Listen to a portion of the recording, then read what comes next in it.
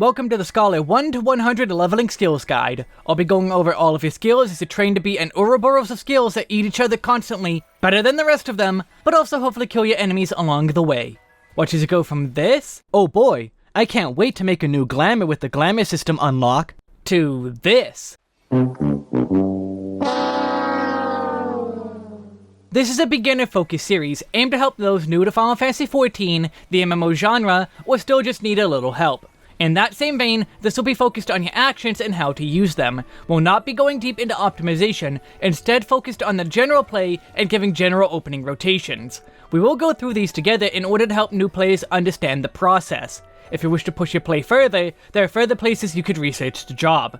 The goal here is to drop players in on the ground level so they can make strides to improve themselves. Tooltips are broken up by expansion, and that expansion's level cap.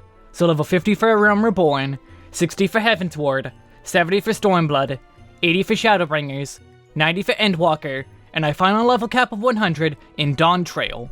I recommend all players add Sprint and Limit Break to their hotbars, both found in the General tab of the Actions menu. And as for how my hotbars build, it'll make sense at 100. Just put your skills on your hotbars so that you are comfortable as you play. Everyone has their own way of doing things. If you want more info on the how and why I said my UI, check the description for a video about it. Finally, keep in mind that this is an active MMO. Patches can and will change jobs.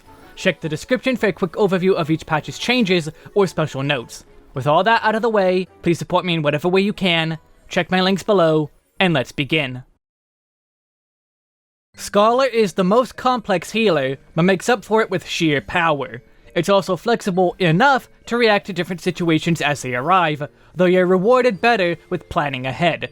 This partly is due to the nature of being a shield healer. Your heals mostly include some sort of secondary shield that absorbs damage or otherwise mitigate how much you receive. You have resources to spend and a pet to manage, further increasing the complexities of the job. There's a lot of ways to spend resources, meaning you have to decide how to use them, or whether you could squeeze out some more damage instead of some healing. Figuring out the right tool for the right job is one of the key features of Scholar. To obtain the Scholar job, you must first reach level 30 and complete the level 30 Arcanist quest. Additionally, complete the main scenario quest, Self-Management, which is at level 20 in the story. Return to the guild and the quest should be there for you.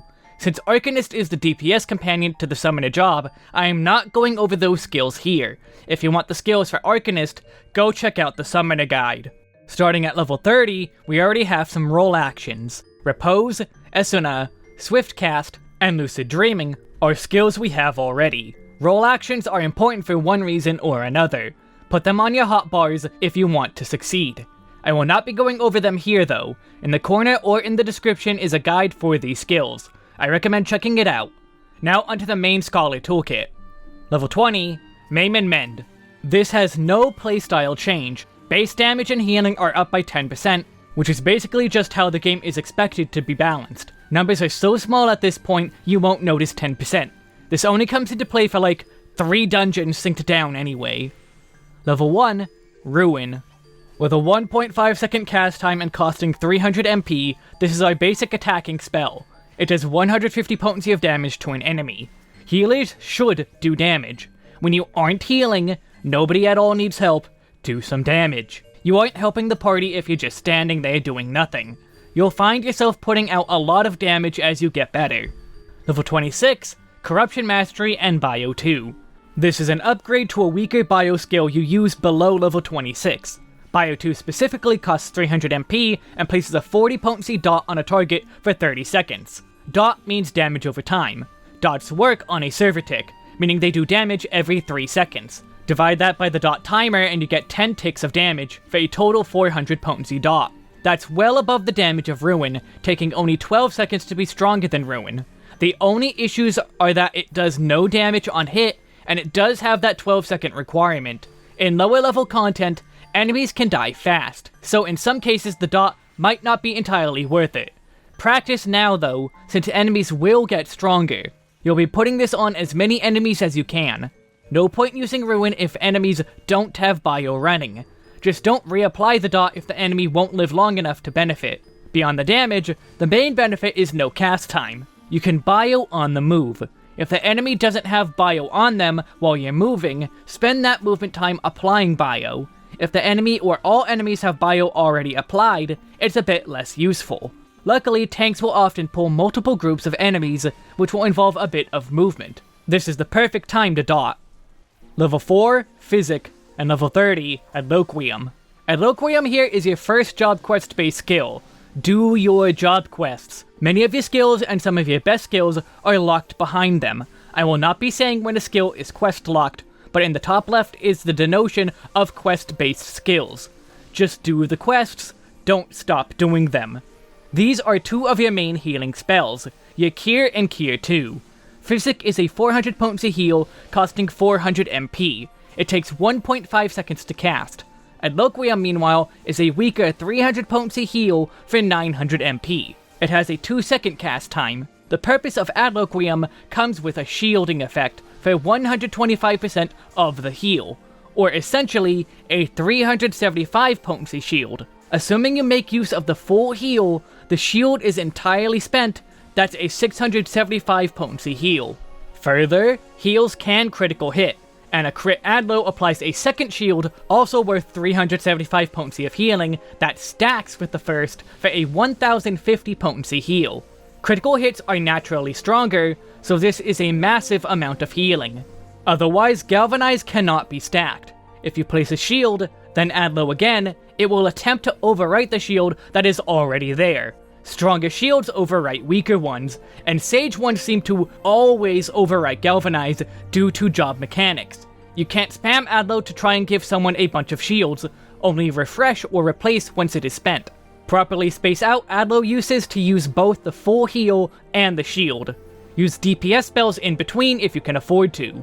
If the tank is doing a big pull and is losing HP fast, but not fast enough for all of Adlo to be spent, alternate Physick and Adlo. Just don't get used to using Physick, as it's a horrible spell to use in general. Low power, and the low cost is not a benefit when your MP isn't running low. A last-ditch option.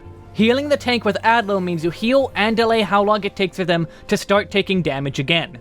Making full use of the power of each cast, your MP should not run into any issues. Combined with Lucid Dreaming, and you should be able to heal most duties with Adlo alone, no uses of Physick.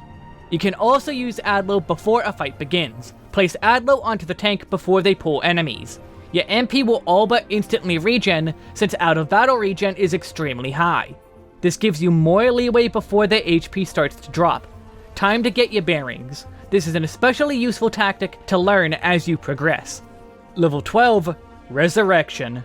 With an insane 8-second cast time and 2400 MP cost, this revives a fallen player. Be it your fault or someone else's, people will die. Things happen, mistakes happen, lessons get learned. This will be one of those lessons. Before committing to a raise, make sure everyone else in the party will survive while you're stuck standing still. Then start casting and get the dead player up as soon as you can. The best case scenario is just to use Swiftcast. This removes that cast time completely. You still have the normal recast time, but you're able to move and get back to healing the rest of the party far sooner.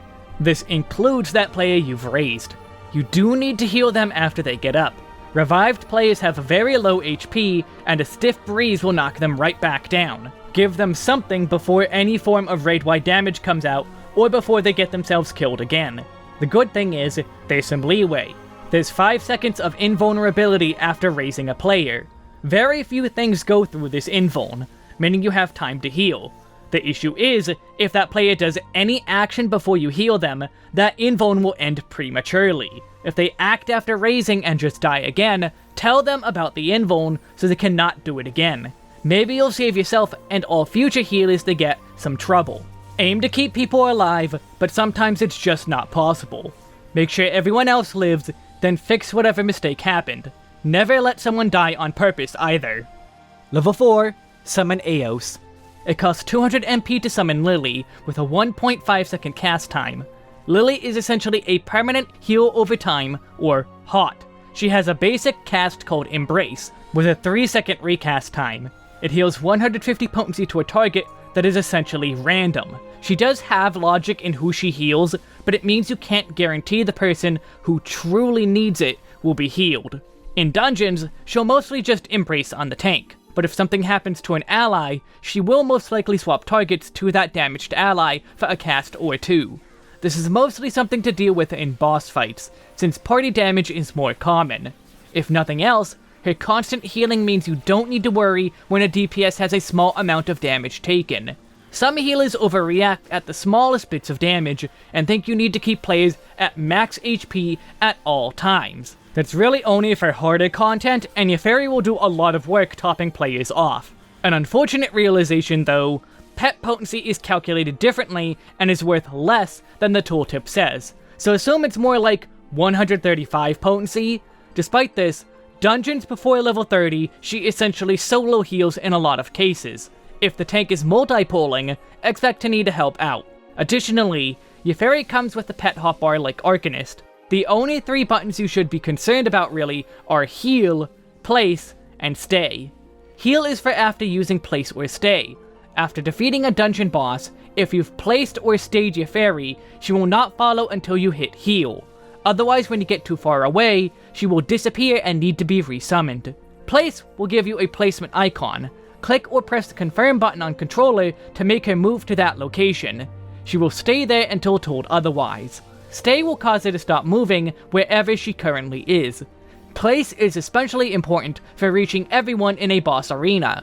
Not all of her abilities have immense range, meaning you need to try and position her in a decent spot, typically the dead middle of an arena. This also means she'll heal without needing to also move to follow you. Place her at the start of a boss fight and heal her after. Get used to this for trials and raids especially, where good skill usage can make the difference. Level 20, Whispering Dawn. This is an action to order your fairy to do something. On a 60-second cooldown, you tell her to use Whispering Dawn. It has a 20 yalm range based on your fairy's location, giving every ally in range an 80 potency hot for 21 seconds. In total, that's a 560 potency heal, which is really good. Instead of working to try and heal the entire party after some damage, just use Whispering Dawn to heal everyone. If there will be no major damage coming soon, that's plenty of time for Whispering Dawn and your fairy's Embrace spam to clean everyone up. Hots take time to work, but you do have time available in a lot of cases. If there will be multiple instances of damage back to back, we'll use one of our other tools along with Whispering Dawn. This doesn't need to be used for only when the entire party is damaged. In trash pools, you could use it for healing the tank. The tank's HP is slowly draining. Whispering Dawn can help your fairy keep up by herself. Just be ready to send your own heals as normal, and Adlo here or there. Keep the limited range in mind for this use case too. There's many reasons you want to stand near your tank, and this is one of them. This will ensure Whispering Dawn actually hits them, where standing far away would make it miss. Whispering Dawn's short cooldown is another reason you should use it often. It will be available to use again before you even realize. This covers the toolkit you start with as a Scholar. It isn't much, but it's a big change from a DPS. If you have experience with other healers, it should be easier to adjust. Yet if your experience is with the pure healers, you'll still have a lot to get used to. Level 35, Succor. This is our AoE, Area of Effect, healing spell. With a 2-second cast time and costing 900 MP, this heals all allies in a 20 yalm radius of yourself. It's a 200 potency heal with an attached shield for 30 seconds, just like Adlo. The shield is worth 115% of the heal, or 230 potency of shielding. The ideal usage of this is either before starting a boss to negate the boss's first raid-wide attack, or between back-to-back raid-wides. The first one damages everyone, so Succor will heal and prevent some of the damage of the next AoE. In harder content, you often need shields before certain raid-wides, at least until everyone has some gear. In casual content, Succor's uses will be minimal outside of things going wrong.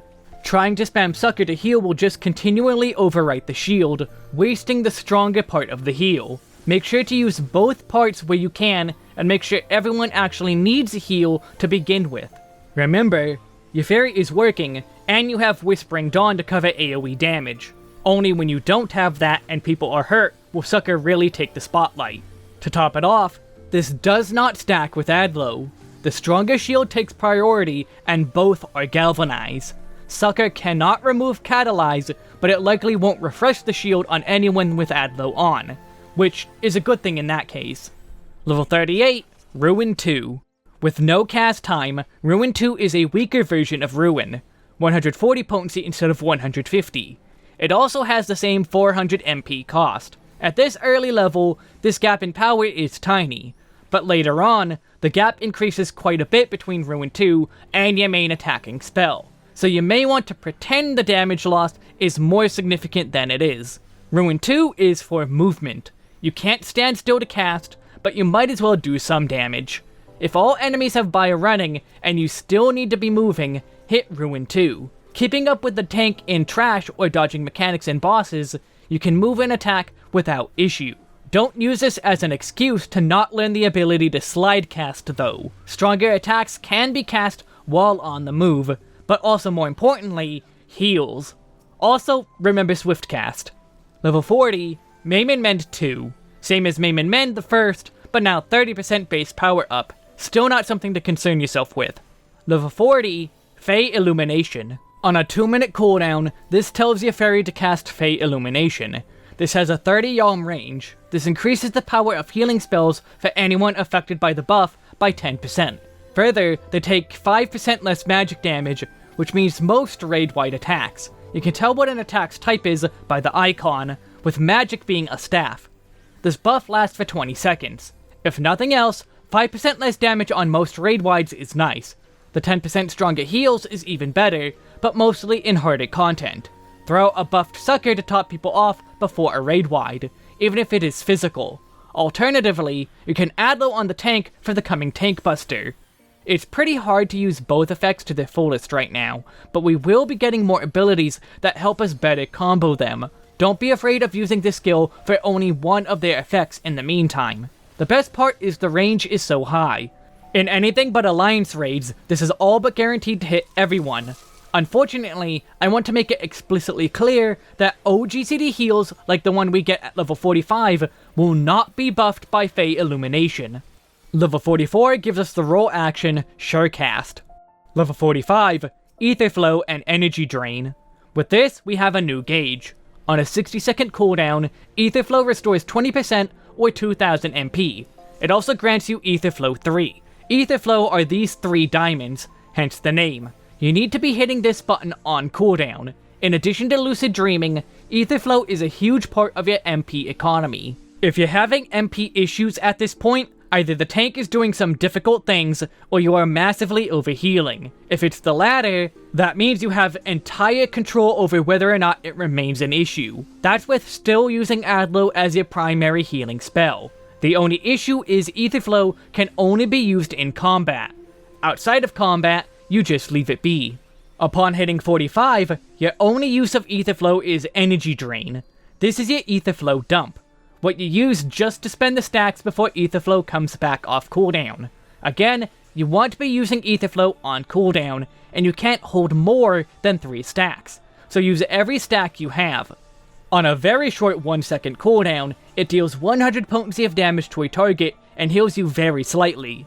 It's also an OGCD, meaning you can weave it between spellcasts. This is just for when you can't use it on better options, or at the very high end when optimizing for damage. The heal isn't worth it, and the damage isn't super high, but it is better than nothing if the alternative is letting Aetherflow sit off cooldown. Level 45, Lustrate.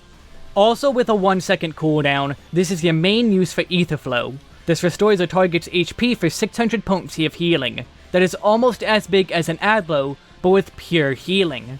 Rather than needing to revert to using Adlow or Physick, use Lustrate to cover heals on the tank. This isn't going to cover all healing though, especially as you level up. Use Lustrate to boost up the tank after a big tank buster, or during the constant damage of trash pools. Anytime Aetherflow comes off cooldown, you'll be super comfy with so much healing available to weave in. In the most extreme case, you can cast an Adlow and weave in a Lustrate at the same time. Over 1200 potency of healing, instantly. I want to reiterate that Fey Illumination does not buff this or any other OGCD heals. Level 46, Art of War.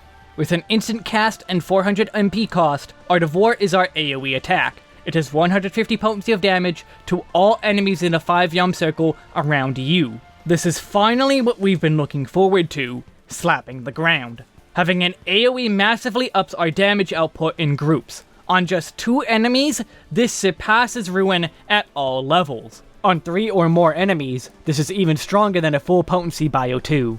Anytime there are multiple enemies and you can hit at least 2, swap to Art of War spam instead of Ruin. 3 or more, entirely skip keeping the bio dot running. The bio part will not be true in future levels. We have the final roll action at 48, Rescue. Level 50, Sacred Soil. With a 30-second cooldown and costing an Aetherflow, this places down a bubble with a 15 yalm radius. You can place it up to 30 yalms away, which makes it pretty easy to do.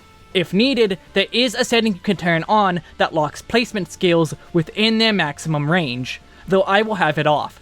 The bubble remains placed for 15 seconds.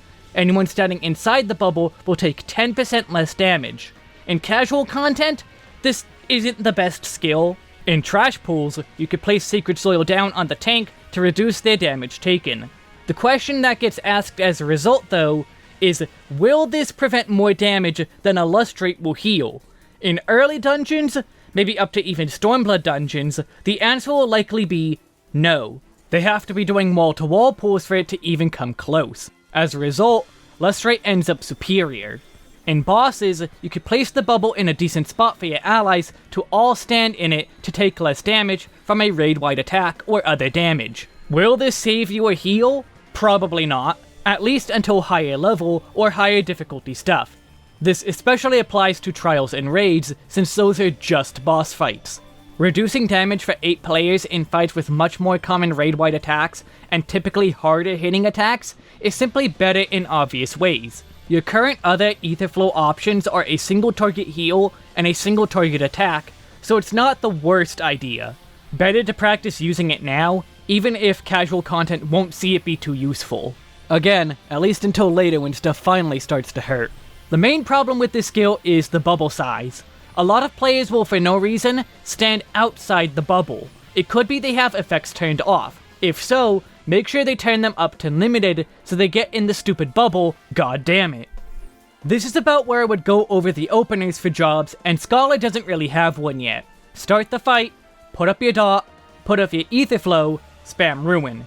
You can also consider spending all of your energy drains as part of your opener, but this will mean you have no available healing tools from Aetherflow. So until you're more experienced, feel free to not spend Aetherflow haphazardly. We'll go over a real opener at level 70. However, we also have the idea of AoE openers. I want to introduce the topic early, even if we only have one real AoE button. AoE openers are a bit of a misnomer because of how AoE situations with dungeons actually work. The opener doesn't begin the same way as with bosses. It begins the moment the tank pulls the first group, even when doing a wall-to-wall pull. Wall-to-walls involve lengthy running sections, with tanks often taking a few pot shots before the real pull begins at the final group of enemies. Before the first group is pulled, give the tank an Adlo to negate the initial bits of damage. Sprinting alongside them, make sure to throw Bio on as many enemies as you can. Once it's on them all, swap to Ruin 2 for extra damage. Make sure to get your Aetherflow cooldown rolling too. Once the tank reaches the final group of enemies, you can give them a Swiftcasted Adlo to offset the initial burst of damage before starting your Art of War spam. Lustrate them as their HP falls, and maybe you could have used Sacred Soil if the pool is large enough. Feel free to Whispering Dawn or even Fey Illumination where relevant. Though most trash mobs are physical damage, so Whispering Dawn is more likely to be useful. If you need to use more Adlos, Illumination sees bigger gains. Once you run out of Aetherflow, swap 2 Adlo uses. If the pool will die before you need another heal, and you have leftover Aetherflow, throw an energy drain. Aetherflow will come off cooldown as you approach the next enemy group. So should Whispering Dawn if you used that. On a final note, the Egi Glamour system is available at the Arcanist Guild when you hit level 50. That is how, instead of a fairy, I've had Carbuncle wiggling around for me. He's far better than a little fairy. That covers the A Realm Reborn toolkit for Scholar. It's a bit simple now, but shielding might be new to you. Remember, the shields are worth a lot. Things are going to become a lot more complex going forward. This includes Heaven's Ward and all the skills we get there. Level 52, Indomitability. With a 30-second cooldown, Indom restores 400 potency of healing to all allies within 20 yalms. It costs an Aetherflow to use. As a casual player, this replaces Sacred Soil. If you have to choose between one or the other, choose Indomitability. Anytime your party takes a significant raid-wide hit, hit Indom instead of Succor. If it is an even bigger hit, you can later use Succor to heal the rest and shield the party for the next attack. On the average between this and Whispering Dawn, you should have AoE healing covered in most cases. If you can't wait for the regen of Whispering Dawn to do its magic, use Indom first. Only in harder duties will Sacred Soil come back into the fold. Mitigation is extremely useful in Extreme and beyond. As far as casual content, very few, if any, things will do enough damage to warrant Soil, at least until later on. Level 54, Broil Mastery and Broil. This is a couple of boosts. Ruin is upgraded into Broil, which does 220 potency of damage to a target. Ruin 2 is boosted to 160 potency, which leaves a 60 potency gap. I did warn you that Ruin 2 will eventually be much worse. Broil is that point. Also very significant is Art of War being boosted to 165 potency. That's 15 more potency per enemy, and makes Art of War just that much stronger for AoE. Level 56, Deployment Tactics. On a 2-minute cooldown, Deployment Tactics will take the Galvanized Shield on a player and spread it to all allies within 30 yalms. The length of the shield is the same length as the shield the moment you hit deployment. It will not spread Catalyze if the player has Catalyze on them.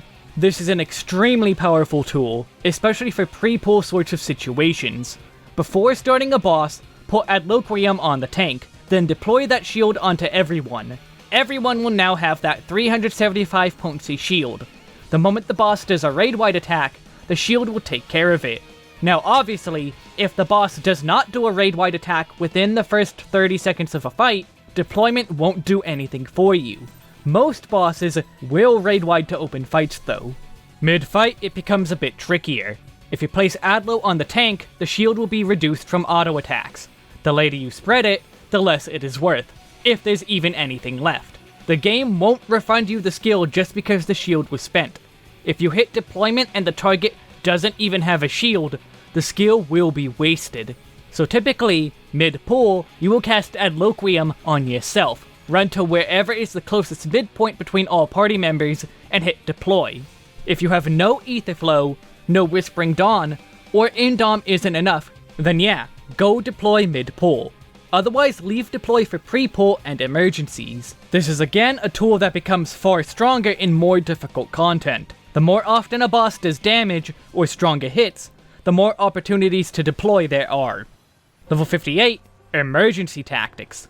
On a very short 15-second cooldown, Emergency Tactics will cause your shields to be immediately converted into pure healing at the cast of your next spell. So hitting Emergency Tactics then Adloquium will heal a target for 300 potency, 375 potency, and then an additional 375 potency if you get a critical hit, which would then also turn Catalyze into a heal. The same will happen for Succor, a 200 and 230 potency heal.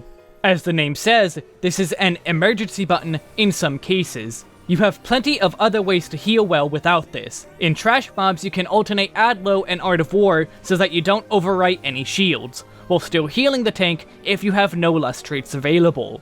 Then there's those times where people take unexpected damage and you need to rescue them from their fate. Hit Emergency Tactics and throw them in Adlo or Succor if it's the whole party. From there you can clean up the rest if there's anything else to fix. Another Adlo or Succor for the shields, or other skills in the kit as needed. Rarely will you plan to use Emergency Tactics. As mentioned at the start, Scholar likes to plan their skill usage in trials and such, rather than pure reaction. Emergency Tactics is the opposite in casual content, being a reaction. As it's becoming redundant, it will become far more useful in harder content for pushing out harder pure heals. Level 60, Dissipation. With a very high 3-minute cooldown, this sends away your pet. Eating your fairy, you gain a full stack of 3 Aetherflow for free. Your healing spell power is also increased by a significant 20%, Remember, this means only GCDs. This removes the fairy from play and lasts for 30 seconds. The fairy resummoning itself when the timer runs out. You cannot manually resummon the fairy. Finally, this can only be used in combat. Before hitting Dissipation, make sure you have no need for Whispering Dawn or Fey Illumination, since they are based on the fairy. They become unavailable once you hit Dissipation. But consider the following. Embrace is basically a hot. 30 seconds of being missing is well over 1000 potency of healing. 3 Aetherflow spent on even just Lustrate is 1800 potency of healing, plus any GCD heal boosts from the Dissipation buff. How you use those Aetherflow is up to you. Indom for an AoE heal, Sacred Soil to protect, and a Lustrate for the tank. Dissipation removes your backup and makes some of your skills unusable for the duration, but the benefits do outweigh the negatives. The negatives are far fewer if you've already used those fairy skills. This works as an emergency button, but it's far better to be proactive with it. The fact your fairy gets eaten seems scary, but absolutely get used to experimenting with this skill. That's how Heavensward caps off, with a very powerful skill. Not usable often, but a huge boost of power when you do. There's some very strong moves ahead as well, especially with the first skill of Stormblood. Level 62, Excogitation. On a 45-second cooldown, you just got one of the best skills in your kit. It costs 1 Aetherflow and places a buff on a player that lasts for 45 seconds, the same as the cooldown. When this timer runs out, or when the target falls below 50% of their max HP, they will receive an automatic 800 potency heal. Though if the player hits 0 HP before 50%, such as a one-shot kill, the heal will not apply. But given how powerful it is, that alone should be enough for you to want to use it. A bit stronger than Lustrate, while having even further benefits. Throw this on the tank on cooldown, and you don't even need to think about healing them until after Excogitation is spent. When they hit 50% HP, they will automatically be burst healed, signaling it's your time to get to work. As you level up, you'll need to pay more and more attention since HP bars will drain faster. The heal provided will be worth less comparatively, despite staying strong. Even then, you can count on Excog to be a fire and forget skill. You can heal before healing is needed, and unless the tank is just not taking damage for those 45 seconds, it's guaranteed to heal quite a lot. If the tank is already low on HP and it comes off of cooldown, use it like an even stronger Lustrate. It auto-activates in that situation. Level 64, Broil Mastery 2, and Broil 2. Broil has upgraded to Broil 2. It now does 240 potency of damage. Ruin 2 has also been boosted to 180 potency. Enjoy the animation, nothing more to say. Level 66, Chained Stratagem. On a 2-minute cooldown, this causes a single target to take 10% more critical hits for 20 seconds. In trash mobs, obviously this kinda sucks. In bosses, this is a very big boon for the party. Timing this well with the entire group's big burst phases and openers will help them a ton. You also benefit from it, especially if everyone else is buffing you. Other than how we're using it in an opener, there's not much more to say about it. Use it on cooldown, even in trash mobs if you think it will come off of cooldown before reaching a boss. Lining up your buff with when everyone else uses theirs is going to be the best call, no matter what.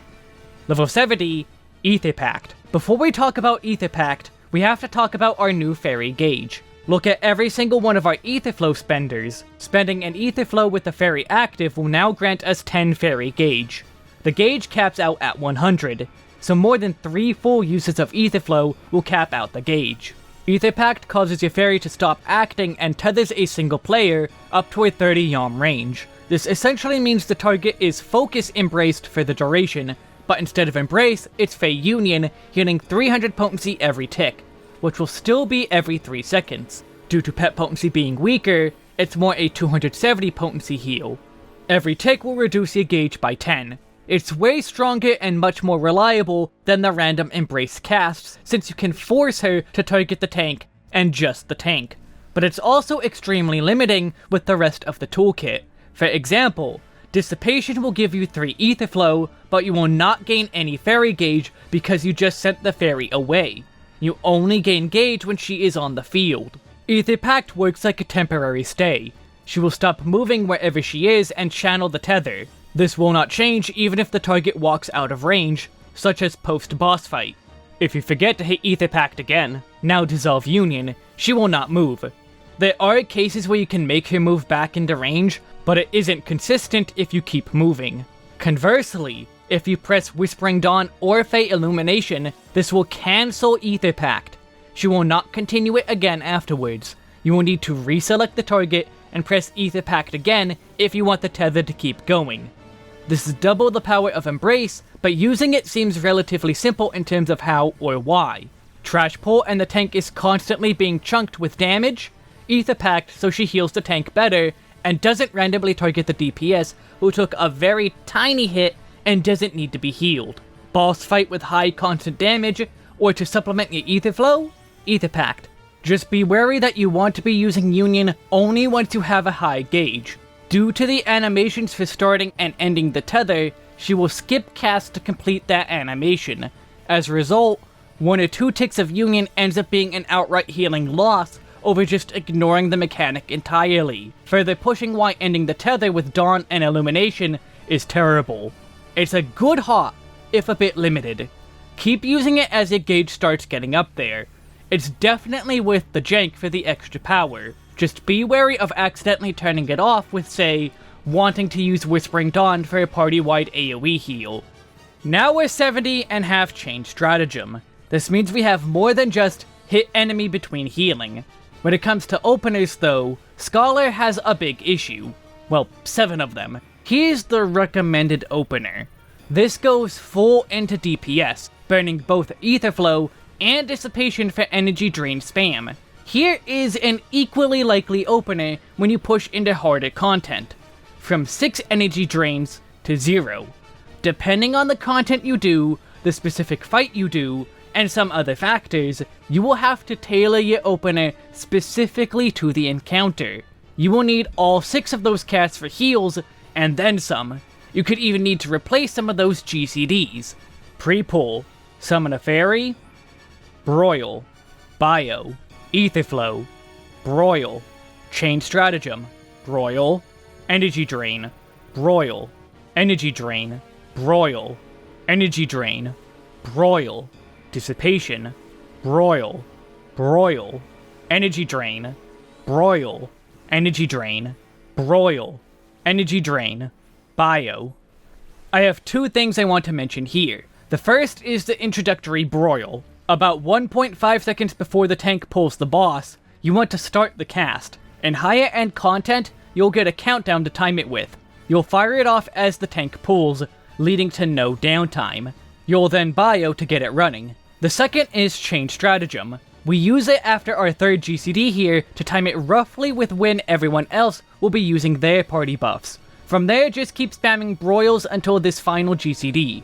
This bio is used as party buffs are running out. As long as you use it before that, the full dot will snapshot all buffs. This makes overriding the debuff a good thing. As for AoE openers, just throw Chain out whenever you see someone use their party buff. This times it with them to help the DPS put out more damage when it matters. Later on though, we'll need to use Chain even in AoE to gain access to something far more useful, so it's just worth doing in general for practice. Things are unquestionably awkward just due to how Aetherflow works. When you can't use it, it's really empty. When you can afford to spend it, your opener is a lot busier. But let's get back to learning new skills. Shadowbringers has a few huge new additions to our toolkit. Level 72, Corruption Mastery 2, Broil Mastery 3, Biolysis, and Broil 3. Ruin 2 increases to 200 potency. Bio 2 becomes Biolysis. Broil 2 becomes Broil 3. Broil 3 is a 255 potency hit. Biolysis is a 700 potency dot over 30 seconds. That makes it stronger than Art of War on 4 targets. That doesn't change the typical use case. When the tank is running, Biolysis. When they stop running, start spamming Art of War with heals in between. Level 74, Recitation. This is a combo skill on a 90-second cooldown. Your next Adloquium, Succor, Indomitability, or Excogitation will be free and guaranteed to be a critical hit. That's no MP or Aetherflow cost. The buff lasts for 15 seconds, so you can prepare ahead of time for using the buff. Two of these are the more common options. Recitation Excogitation is an 800 potency critical hit. That's a stupidly strong heal, and doesn't even cost you an Aetherflow. The moment the tank drops below 50%, this is likely going to be a full heal. If not full, a significant portion. You can then spend the saved Aetherflow on a Lustrate. The other main option will be Recitation, Adloquium, Deployment Tactics. Sure, you could Recitation Succor, but an Adlo will be stronger, cost the same amount, and even give a Catalyze to the tank. Technically, this is even stronger than the Excog use, but you have to spend time casting. Don't get an extra 10 fairy gauge, and still have to use Deployment for the most effect. Succor and Lustrate uses for this are minimal, if actually non-existent. If you can't Recitation Deployment, you can spend it on Succor, but both OGCDs are on long cooldowns, so they line up often. Level 76, Fey Blessing. On a 60-second cooldown, this orders your fairy to do an AoE heal. It heals 320 potency and has a decent 20 yalm range. Decently short cooldown, good potency. If you think you need a quick heal for your party, throw out Fey Blessing. It's also instant healing unlike Whispering Dawn. Can also use it during trash pulls for the tank and tank alone. 320 potency is stronger than even a tick of Aetherpact. The cooldown is so short, there's no reason to hold onto it for an upcoming boss. 60 seconds isn't that long, which makes it pretty spammable in conjunction with the rest of your toolkit. Just be wary of Aetherpact. Once again, this is something that will end it prematurely, whether you wanted it to or not. Level 78, Enhanced Sacred Soil. Sacred Soil is now actually better than Indom. The cooldown remains the same. It still only reduces 10% of damage, but now it has a regen effect for 15 seconds. The act of placing the soil down is in itself an additional tick of healing on top of the hot. That's a 600 potency hot, the same power as Lustrate. Reducing damage by 10%, that will immediately surpass the power of Indom. In trash pools, use this before throwing out any Lustrates. The tank will die slower and have some of the healing done for you. Supplement it with Lustrates and other OGCDs. In boss fights, all the same uses apply, but now includes healing. You can reduce the damage of raid wides with the regen doing more than an Indom cast. Indom is no longer a full-on replacement, especially since dungeon bosses are starting to do a bit more damage on average. Just watch out for any players not standing in your bubble, and tell them to do so. Between Excog and Sacred Soil, there's going to be a lot less Lustrates. Just save your AoE tools like Soil for AoE situations. Using this for a tank buster in a trial is far less useful than for the raid wide soon after. This also assumes you can't time Soil to protect both. Level 80, Summon Seraph and Consolation. On a 2-minute cooldown, this turns your fairy into a super fairy, Seraph. It lasts for 22 seconds, with some of that spent on the summon animation. This upgrades Embrace into a new skill, Seraphic Veil. The other fairy skills technically change too, but do not have different effects like Veil.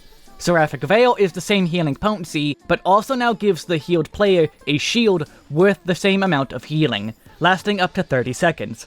This essentially is a double potency version of Embrace, so long as the shield is actually spent. Dissipation, Aetherpact, and Fey Blessing cannot be used during Seraph. In exchange, she has Consolation. This is where our first example of action change settings come in. Using the skill window, you can set how this works. Summon Seraph becomes Consolation after activation, or you can have it be its own button, or have it be both. Change while also having a unique button slot. Choose how you want yours to be, and if you want an activation delay added, I will have both on.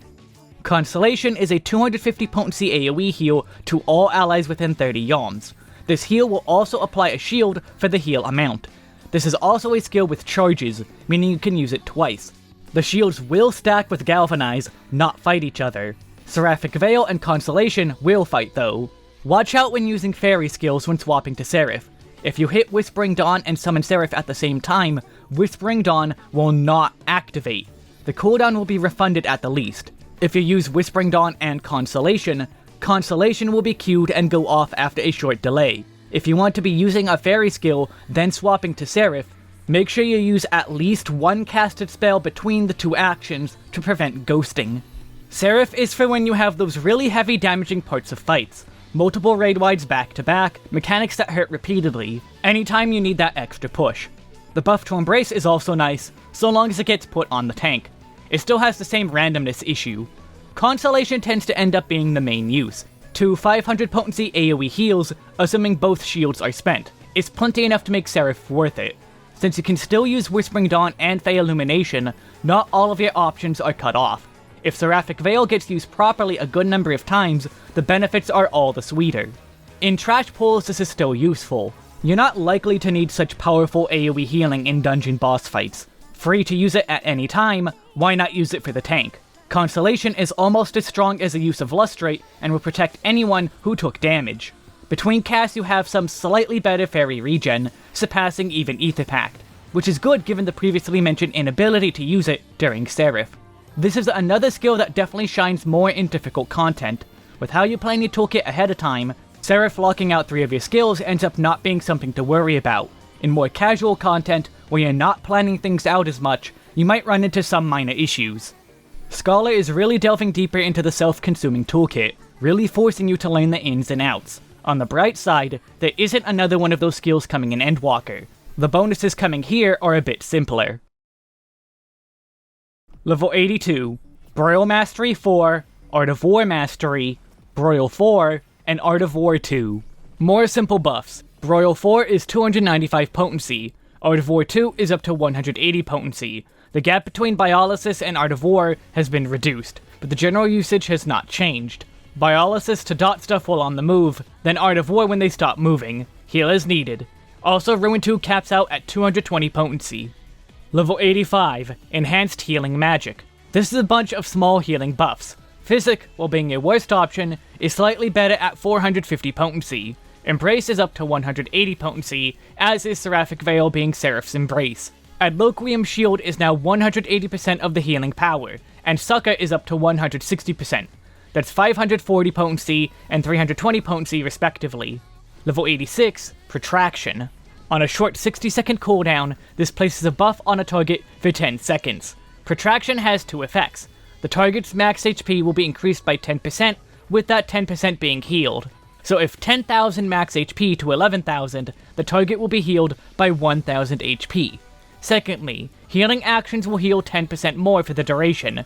Unlike previous buffs, this one affects all healing the target receives, not just GCDs. This is used almost exclusively on tanks. Buff them in preparation for big tank busters, while healing them afterwards is made easier. If there's high consistent damage like in trash pools, you can keep the player alive a little easier as you send heals their way. It might be relatively small, but that 10% max HP heal is still a heal. When lacking better uses, this can easily combo for pre-pull or mid-pull deployment tactics. Protraction, Recitation, deployment tactics is a huge shield. Casual content, this is definitely overkill, but harder content, I can see this being a valid tactic. Just keep in mind you're dumping 2 other cooldowns to buff your deploy. Spread out tools as needed, but it's a very good option if you need that much shielding.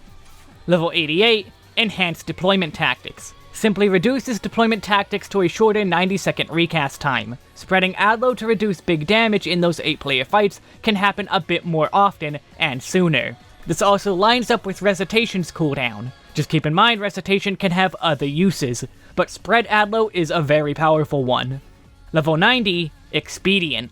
On a 2-minute cooldown, you can force your entire party within 30 yalms to Naruto run for 10 seconds. And by that, I mean they get a sprint level speed boost by force. They can click it off, but that's after the fact. Let me also be fully upfront, I despise this effect where most people think it is fantastic. While there's always the chance the speed boost saves people, this can be more a detriment than a boon in some situations. Namely, high-end stuff where precision is needed. Often fights require you to be riding against death walls or edges of arenas you can fall off of. A player who is not expecting to be sprinting can end up flying off the edge due to the unexpected speed boost. When precision isn't needed, the speed boost is more than useful. The Expedient buff is best used during mechanics that involve a lot of movement, but using it for movement alone is an outright waste. The more important effect is Desperate Measures for 20 seconds. All damage is reduced by 10% for the duration. A party-wide mitigation that comes out fast, is double the boost of Fey Illumination, and is useful against physical damage. The duration means it's also likely to reduce multiple hits, or even consistent mechanics damage. That is obviously extremely strong in trials and raids, yet same as everything else, what about trash pulls in dungeons? 20 seconds of 10% mitigation on the tank makes any and all enemies that much less threatening. As the tank is finishing the wall-to-wall pull, pop Expedient. You'll speed them up assuming sprint fell off, and reduce the incoming burst of damage when everything is in range to hit them. I may be extremely down on this skill due to the speed boost, but the defensive boost is outright amazing. Make use of it often, planning it for the hardest hitting parts of fights. Some neat tools in Endwalker, but mostly all power boosts. Dawntrail is the finale to this guide, and is going to end your toolkit in some very, very interesting ways. Level 92. Enhanced Chain Stratagem and Baneful Impaction.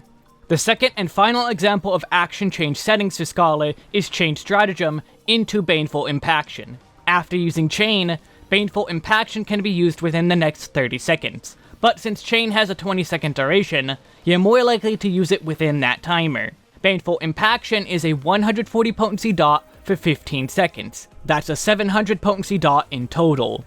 What makes this skill notable is that this is actually an AoE. All enemies within 5 yalms of your initial target will be hit with the skill as well.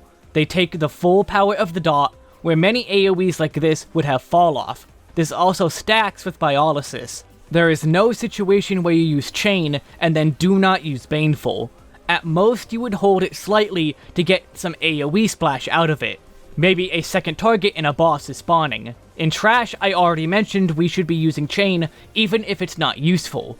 This is why. A 700 potency dot on every enemy hit is huge. Just be careful with your aiming. Hit the middle of the pack and pick a small target so there's more effective radius.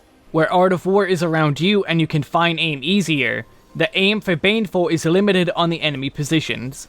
Level 94, Tactician's Mastery. Speaking of Biolysis, that is up to an 85 potency tick, 850 total potency. Broil 4 also gets buffed here to become 320 potency. Level 96, Succor Mastery and Consolation. This is just a fancy version of a potency boost. Consolation is still 200 potency, like Succor. The boost is to the shield potency, now being worth 360 potency. There are no actual effects beyond this. Level 98, Enhanced Recitation. Recitation is now decoupled from Deployment Tactics cooldown. We're down to a short 60-second cooldown. You can use Recitation extremely often. Don't always just save it for Deployment Tactics. If you haven't been, play around with it even more. Level 100, Seraphism. This is going to be a big one for both good and bad. Let's start simple. Seraphism has a 180-second, 3-minute cooldown. Can only be used in combat and with your fairy out. Secondly, what may be surprising is that Summon Seraph and Seraphism can be used at the same time, though not likely to be actively done. For the duration of the skill, 20 seconds, there is a small hop for all allies within 50 yalms. It is 100 potency per tick. 20 seconds rounds down to be 6 ticks for 600 potency. Now we move on to the big stuff. First off, Emergency Tactics has its cooldown reset and set to just 1 second. This is true regardless of if you just used it or not. This allows you to use a lot of pure healing if it is needed. Maybe need to top everyone off quickly for a Doom effect that is cleansed by hitting max HP. Other situations can apply, where multiple uses within the normal 15-second cooldown are needed. Secondly, Adlo and Consolation are upgraded. We have Manifestation for Adlo and Accession for Consolation. Manifestation is 360 potency, where Adlo is only 300. Further, it has no cast time. Similarly is Accession's lack of a cast time, and 240 potency over Consolation's 200. These both come out to be a 20% power boost. Has there ever been a time you were casting a heal and your ally died in the time it took to do so? There is no worry with an instant cast. At most, it's the lengthy animation that is an issue. The pros of the skill are obvious. This is an insane boost to healing power, allowing you to both pure heal and shield, on top of the heals just being stronger. Much of your power is stuck within your shielding. Being able to spam heals and turn as many of them as you want into pure healing is huge. You can also heal on the move thanks to the removal of cast times. The downsides is this is a quick way to absolutely destroy your MP. Spamming GCD healing is never a good thing to be doing unless you absolutely need to. A cast or two while on the move is fine, but this is a skill that actually makes NP economy a real concern. Outside high end, there usually isn't a worry. Seraphism can make it a worry in everything. So long as you keep that fact in mind, the downsides are far less impactful. Spam healing is still bad, especially when GCDs, but sometimes you need a lot more power that spamming during Seraphism allows. Moments that intense can be few and far between even in ultimate rating, so the 3-minute cooldown is warranted. As for the entire gambit of casual content, it's a 600 potency hot, I guess. You can't use it for a strong pre-pull shield since you must be in combat to go into Seraphism. Until at least Trials and Raids, this is mostly a dead button. A tiny regen for the tank during trash pulls is the most this boils down to. It would take a massive emergency for the rest of the skill's power to come into play.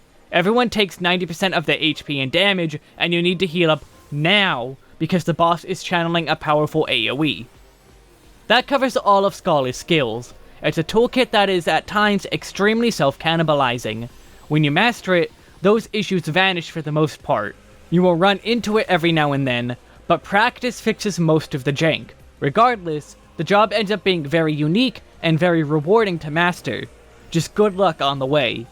Let's shortly move back into the opener. I'm not going to go deep into it just because nothing has changed. The only addition is Baneful Impaction. We use it after our first round of energy drains due to the requirement to use Dissipation for the second set. More than likely, you won't use it anywhere near this many energy drains, so feel free to move Baneful a little earlier. Just not too early, because you want to be absolutely sure it's under party buffs. So long as you use it before Chain Stratagem ends, you should be safe. Despite the lack of a re-overview of the opener like I did at 70, I will be doing a karaoke opener for this finale. A karaoke opener is where I speak the names of the skills as they are used in time with the footage. This will give you a better idea of the pace of the opener, at least the specific opener used here. I will be using all possible energy drains. Just remember what I've said earlier, a fight could require you to use even 0 drains. Adjust as needed. Pre-pull, summon a fairy, the appropriate shield, Broil, Bio, Aetherflow, Broil, Chain Stratagem, Broil, Energy Drain, Broil, Energy Drain, Broil, Energy Drain, Broil, Dissipation, Broil, Baneful Impaction, Broil, Energy Drain, Broil, Energy Drain, Broil, Energy Drain, Bio. Let's also quick mention again the AoE opener, as it can be called. You're going to handle everything roughly the same as always. Big shields and dot on the run. Chain Stratagem as you reach the end of the wall-to-wall, and be sure to use Baneful when all other party buffs are put up too. Might as well buff your huge AoE dot. If no other party buffs are available from your DPS allies, just focus on aiming the AoE the best you can. Then get back to smacking the ground with Art of War. One last reminder to also keep healing while the tank gets their face beat in. Your fairy can't handle it alone, but you have so many tools that it will seem like she can. That is Scholar. High skill floor, higher skill ceiling. But at the end of the day, the power of the job can make the skill floor seem much lower. An inefficient Scholar can still be a strong one, just nowhere near as strong as one that knows their power, and knows not to use Expedient at a bad time. Thank you for watching this Scholar 1 to 100 leveling skills guide. Feel free to give feedback or ask questions on what might still be confusing to you. I'm always seeking to improve, as should you. Don't stop with this guide, even if I succeeded in helping you improve. Please leave a rating, comment, sub, those really do help creators. You can also come watch me on Twitch, or even go follow my Patreon. The links in the description will take you where you need to. Have fun in your adventures across Tyrol, and may the power of Anne and Nidhogg stay waste to your enemies.